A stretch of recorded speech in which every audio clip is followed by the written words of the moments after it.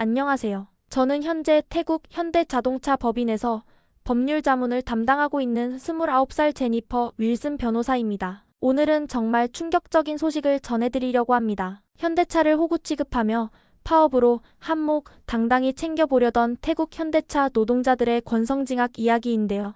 제가 태국 현지에서 파업 현장에서 법률 자문을 담당하며 직접 목격한 사건의 전말을 낱낱이 공개하도록 하겠습니다. 여러분, 태국이 동남아시아에서 최대 자동차 생산국이었다는 거 알고 계셨나요? 시장조사 업체 자료를 보면 올해 1분기까지만 해도 태국은 동남아시아 전체 전기차 판매량의 55%를 차지했다고 합니다. 그야말로 동남아의 디트로이트라고 불릴 만큼 자동차 산업의 중심지였죠. 태국은 아세안의 한복판에서 교통과 물류의 중심 역할을 하고 있었고 풍부하고 저렴한 노동력과 내수시장도 매력이 높은 나라였습니다. GDP 기준으로 인도네시아에 이어 2위를 차지하고 있었고 GDP 5,360달러의 경제 강국이었죠. 특히 산업 인프라는 인근 나라들과 비교가 불가능할 정도로 수준이 높았어요. 하지만 최근 11일간 아유타야주 현대자동차 공장에서 일어난 대규모 파업으로 모든 것이 송두리째 흔들리고 있습니다. 약 1,500명의 근로자들이 참여한 이 파업은 제가 법조계에 몸담은 이후 본 최악의 노사분규였어요. 처음엔 단순한 노사 갈등으로 보였지만 파업 참가자들의 요구사항을 듣고 정말 놀랐습니다. 3년간 임금 50% 인상에 노동 강도 완화, 추가 복리후생까지. 현재 월급이 25,000바트 약 92만 원인데 이를 대폭 올려달라는 요구였죠. 더 놀라운 건 이들의 파업 방식이었어요. 매일 아침 8시부터 오후 5시까지 공장 앞에서 시위를 벌이는데 심지어 회사 시설물을 훼손하고 작업장을 점거하는 일까지 벌어졌습니다. 파업 참가자들은 새로 결성한 노조인 현대 태국 노동복지조합 HTLW를 인정해달라고 요구했어요. 노조가 있어야만 경영진과 임금 인상 및 근무시간 조절 협상 등에 임할 수 있다는 게 그들의 주장이었죠. 특히 이번 파업의 심각성은 규모에만 있는 게 아니었습니다. 저희 아유타야 공장은 연간 120억 달러, 우리 돈으로 약 16조 원에 달하는 매출을 올리는 핵심 생산기지였어요. 태국 내 현대차 매출의 3분의 1을 차지하는 중요한 공장이었죠. 근로자도 약 2,000명 규모인데 이 중 75%가 파업에 참여했으니 얼마나 심각한 상황이었는지 아시겠죠? 제가 법률 자문을 하면서 가장 안타까웠던 점은 파업 참가자들이 자신들의 행동이 얼마나 위험한 도박이었는지 전혀 인식하지 못했다는 겁니다. TLUC에 따르면 이들은 차량 조립 라인에서 매 45초마다 부품을 조립해내라는 압박에 시달린다면서 이에 45시간 동안 쉬지 않고 노동하며 근무 환경도 안전하지 않다고 주장했어요. 더구나 노조 대표인 솜차이 쿤타나는 근로자들이 경영진으로부터 새 노조에서 탈퇴하라고 압박받았으며 심지어 그들의 가족들도 협박당했다는 의혹까지 제기했습니다. 하지만 제가 법률 전문가로서 현장을 조사해본 결과 이런 주장들은 대부분 과장되거나 왜곡된 것이었죠. 상황이 이렇게 악화되자 태국 정부도 발빠르게 움직였습니다. 피차이 나롱사크 노동복지부 장관이 직접 나서서 문제 해결을 위한 협상이 진행 중이라며 노조 관계자들을 안심시키려 했죠. 노동자들의 요구를 들어줄 것이라고 했지만 이미 사태는 걷잡을 수 없이 커져 있었습니다. 결국 현대차는 극단적인 결정을 내렸어요. 바로 네팔로의 공장 이전이었습니다. 네팔 룸비니 주에 연간 8,000대 규모의 새 공장을 설립한다는 발표였죠. 이 소식이 전해지자 태국 전체가 발칵 뒤집혔어요. 특히 태국 총리는 즉각 기자회견을 열어 심각한 우려를 표명한다고 밝혔습니다. 이런 상황에서 태국 정부가 보여준 대응은 정말 놀라웠어요. 급하게 노동법 개정까지 추진하면서 한국 기업을 대상으로 하는 불법, 파업을 강력하게 처벌하는 특별법을 준비했거든요. 제가 법률 검토를 해보니 불법 파업 가담자는 즉시 해고가 가능하고 형사처벌까지 가능하도록 했더라고요. 하지만 더 큰 문제는 현대차의 철수 소식이 알려지자 다른 글로벌 기업들도 하나둘씩 태국 철수를 검토하기 시작했다는 거예요. 특히 충격적인 건 애플의 태국 철수 검토였습니다. 애플은 원래 향후 5년간 태국 생산 규모를 무려 400억 달러까지 늘릴 계획이었어요. 이미 아이폰 15도 태국에서 생산하고 있었고 내년에는 에어팟 생산 라인까지 들여올 예정이었죠. 심지어 애플의 최대 협력 업체인 폭스콘도 향후 5년간 20억 달러를 투자하겠다고 했었는데 이 모든 게 물거품이 됐습니다. 제가 법률팀에서 확인한 바로는 이미 투자 계획을 전면 재검토 중이라고 해요. 구글도 태국 서비스를 축소하기로 했다고 합니다. 번역 서비스를 중단하고 픽셀 스마트폰 생산도 다른 국가로 옮기는 걸 검토 중이라고 해요. 구글은 태국 당국이 각종 검색어를 제한하는 등 과도하게 규제하자 태국에서 철수했다가 2017년 번역 등 일부 서비스를 재개하며 태국 시장 재진출을 노려왔었죠. 사용자도 5천만 명이 넘어 성과가 나쁘지는 않은 편이었는데 이번 사태로 모든 계획이 수포로 돌아갔습니다. UN 데이터를 보면 더 충격적인 사실이 드러납니다. 2023년 한 해 동안에만 약 2,800개의 외국 기업이 태국 사업을 접거나 축소했대요. 투자 금액으로 따지면 무려 2조 원이 넘는 제조업 투자가 태국을 떠난 겁니다. 특히 올해 1분기 태국에 대한 한국 기업들의 투자액은 전년 대비 무려 70.4%나 감소했어요. 이런 위기 상황에서 태국 정부의 대응은 거의 필사적이었습니다. 총리가 직접 나서서 주요 외국 기업과 각국 경제단체장을 초대하는 긴급회의를 열었어요. 이 자리에는 삼성, LG효성, GS건설 등 태국에 진출한 한국 기업들은 물론이고 애플, 나이키, 히타치, 구글 같은 세계적 기업들의 대표들도 참석했죠. 특히 태국 정부는 한국 기업들을 붙잡기 위해 정말 안간힘을 썼습니다. 20년간의 법인세 면제, 특별경제구역 지정, 추가 부지 무상 제공까지 정말 파격적인 조건들을 제시했어요. 하지만 이미 신뢰가 무너진 후였죠. 제가 법률 자문으로서 이런 제안들을 검토해봤지만 한번 깨진 신뢰를 회복하기엔 너무 늦은 조치들이었습니다. 최근엔 더 놀라운 소식이 들려왔어요. 태국 정부가 한국 기업을 대상으로 하는 파업을 국가안보 위협행위로 규정하는 법안까지 준비하고 있다고 합니다. 저희 법률팀에서 이 법안을 검토해보니 파업 참가자들에 대한 처벌 수위가 정말 강력했어요. 심지어 최대 10년의 징역형까지 가능하도록 했더군요. 반면에 네팔에서는 현대차 공장 유치를 국가적 경사로 여기면서 대대적인 환영 행사를 열었습니다. 네팔 총리가 직접 준공식에 참석해 우리나라 최초의 자동차 생산국이 되는 역사적인 순간이라며 감격해했죠. 현대차는 이 공장을 통해 베뉴 등을 연간 8,000대 생산할 계획이라고 밝혔고 약 200명의 직원도 고용할 예정이라고 합니다. 태국의 노동경제학자인 차롱 분농 박사의 분석도 흥미로웠습니다. 그는 다국적 기업들이 태국과 같은 개발도상국에서 노조 결성을 막으려고 여러 전략을 구사하는 건 사실이라면서도 하지만 노동자들의 과도한 요구가 결국 자신들의 발목을 잡았다고 지적했어요. 실제로 파업 참가자들의 후회와 자책의 목소리가 곳곳에서 들려오고 있습니다. 제가 최근 만난 한 노조 간부는 우리가 협상력을 과대평가했다며 한탄했어요. 현대차가 7년이란 짧은 기간 동안 태국 자동차 산업을 세계적 수준으로 끌어올렸는데 우리의 오만과 욕심이 모든 걸 망쳐버렸다는 거죠. 특히 충격적인 건 지역 경제의 몰락 속도입니다. 아유타야 공단 주변의 상권이 완전히 무너지고 있어요. 식당들은 문을 닫고 상점들은 폐업하고 제가 매일 지나다니던 거리가 이제는 마치 유령 도시처럼 변해가고 있습니다. 얼마 전에는 정말 가슴 아픈 광경을 목격했어요. 파업에 참여하지 않았던 한 근로자가 공장 앞에서 무릎을 꿇고 울더군요. 우리 딸이 올해 대학에 입학했는데 이제 어떻게 등록금을 마련하나요?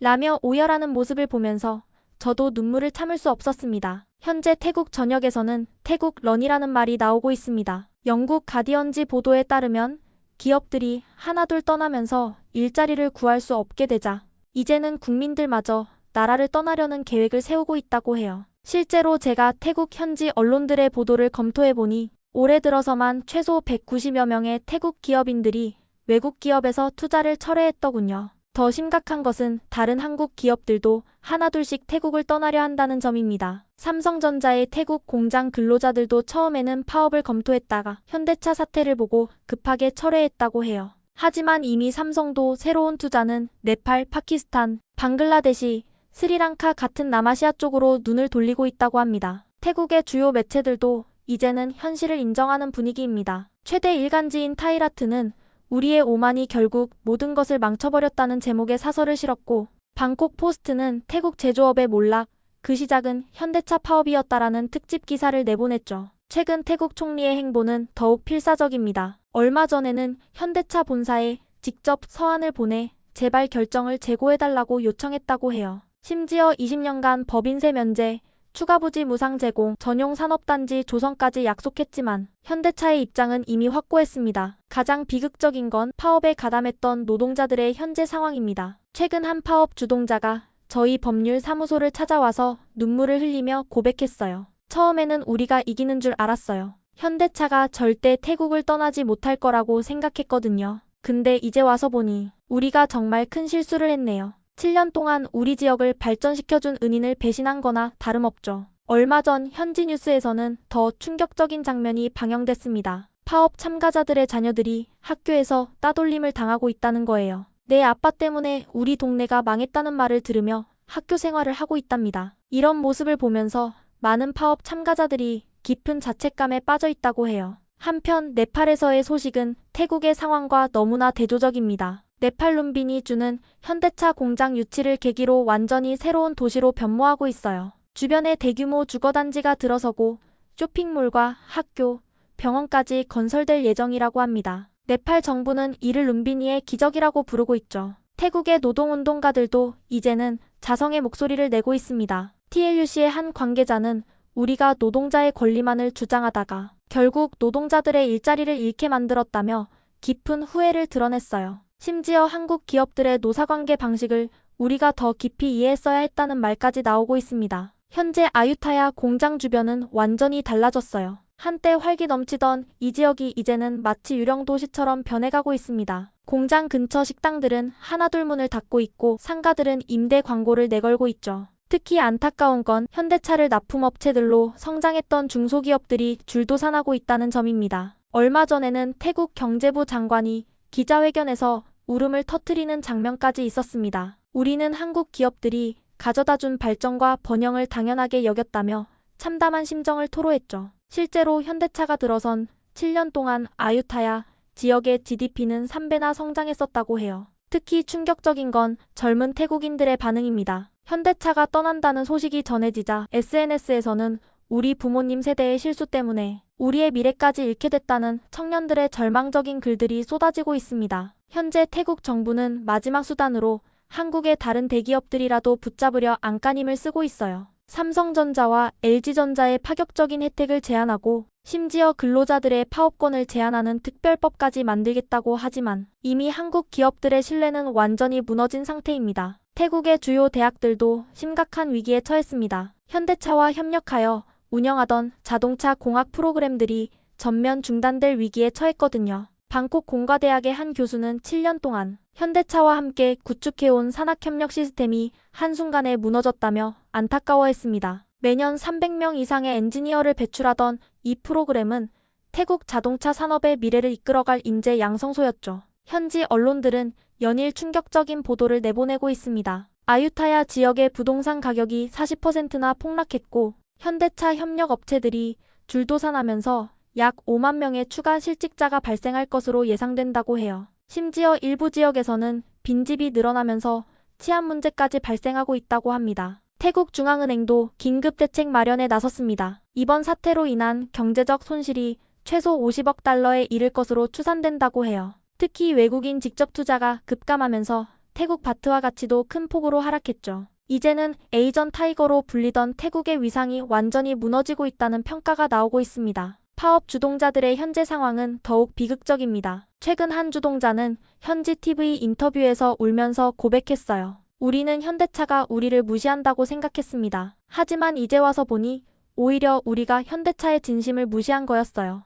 7년간 우리 지역에 투자하고 기술을 전수하고 일자리를 만들어준 회사를 우리가 너무 만만하게 봤던 거죠. 특히 안타까운 건 2세대 협력 업체들의 몰락입니다. 현대차 진출 이후 성장한 태국 현지 중소기업들이 줄줄이 도산하고 있어요. 자동차 부품을 만들던 한 업체 사장은 현대차 덕분에 우리 회사가 글로벌 품질 인증도 받고 직원도 100명까지 늘렸는데 이제는 모든 직원들을 해고해야 할 상황이라며 오열했습니다. 네팔에서 들려오는 소식들은 태국인들의 상처에 더욱 깊은 상처를 남기고 있어요. 네팔 정부는 현대차 공장 유치를 기념해 특별 우표까지 발행했다고 합니다. 네팔 산업화의 새로운 시작이라는 문구와 함께 현대차 공장 족감도를 넣은 우표라고 하네요. 얼마 전에는 더 충격적인 소식이 들려왔어요. 현대차를 따라 태국을 떠난 협력 업체들이 네팔에서 대규모 채용 설명회를 열었는데 놀랍게도 태국의 숙련공들이 대거 지원했다고 합니다. 차라리 네팔에서 새로 시작하겠다며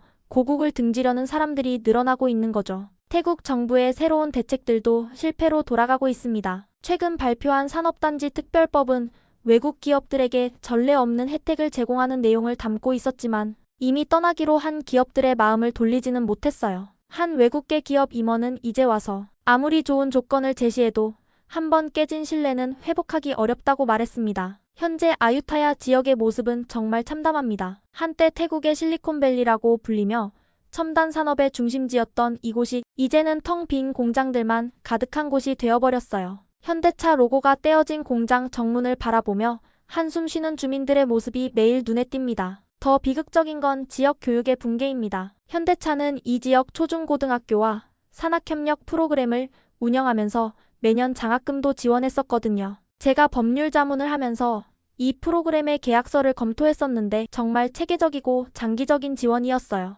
하지만 이제 이 모든 게 중단됐습니다. 최근에는 태국 노동부가 충격적인 통계를 발표했어요. 현대차 철수 이후 아유타야 지역의 실업률이 12%까지 치솟았다고 합니다. 이는 태국 평균 실업률의 3배가 넘는 수치예요. 더 심각한 건 청년 실업률인데 무려 25%까지 올라갔다고 해요. 파업 참가자들 중에서는 극단적인 선택을 하는 사례도 나오고 있습니다. 얼마 전 한 파업 참가자는 공장 앞에서 무릎을 꿇고 우리의 어리석은 판단을 용서해달라며 오열했지만 이미 돌이킬 수 없는 강을 건넌 후였죠. 여러분, 오늘 제가 전해드린 이야기는 단순한 노사 갈등 사례가 아닙니다. 이건 신뢰를 저버린 대가가 얼마나 큰지 보여주는 현대판 우화라고 할 수 있죠. 법률 전문가로서 제가 드리고 싶은 마지막 말씀은 상호 신뢰와 존중이 얼마나 소중한지, 그리고 그것을 잃었을 때의 대가가 얼마나 큰지를 이번 사태가 잘 보여준다는 겁니다. 특히 태국의 한 경제학자가 최근 한 말이 가슴에 깊이 와닿았습니다. 우리는 한국 기업들이 가져다준 발전을 당연하게 여겼다. 7년이란 짧은 시간 동안 현대차가 우리에게 준 것은 단순한 일자리가 아니었다. 그것은 미래였다. 하지만 우리는 그 미래를 스스로 걷어차버렸다. 이제 태국은 새로운 도전에 직면해 있습니다. 잃어버린 신뢰를 회복하고 무너진 경제를 다시 세워야 하는데 솔직히 말씀드리면 이건 정말 쉽지 않은 과제가 될 것 같네요. 다음 달이면 저도 이곳을 떠나 네팔 법인으로 자리를 옮기게 됩니다. 떠나기 전 마지막으로 아유타야 공장을 방문했을 때의 광경이 아직도 눈에 선합니다. 한때 첨단 자동차를 만들어내던 생산 라인은 멈춰섰고 현대자동차라는 간판이 떼어진 자리에는 퇴색된 벽만이 남아있었죠. 더 안타까운 건 이번 사태가 미친 영향이 태국 전역으로 퍼져나가고 있다는 점입니다. 베트남과 인도네시아 같은 주변국들은 이런 태국의 위기를 기회로 삼고 있어요. 베트남은 최근 새로운 동남아 자동차 허브를 선언하면서 한국 기업들을 적극적으로 유치하기 위한 특별산업단지를 조성하고 있다고 합니다. 더 놀라운 건 인도네시아의 행보입니다. 자카르타 인근의 코리안 비즈니스 파크라는 특별구역을 만들고 현대차를 비롯한 한국 기업들에게 30년간 법인세 면제라는 파격적인 조건을 제시했다고 해요. 실제로 몇몇 한국 기업들이 이미 인도네시아로의 이전을 검토하고 있다는 소식도 들립니다. 제가 최근 네팔 룸비니 주의 새 공장 부지를 방문했는데요.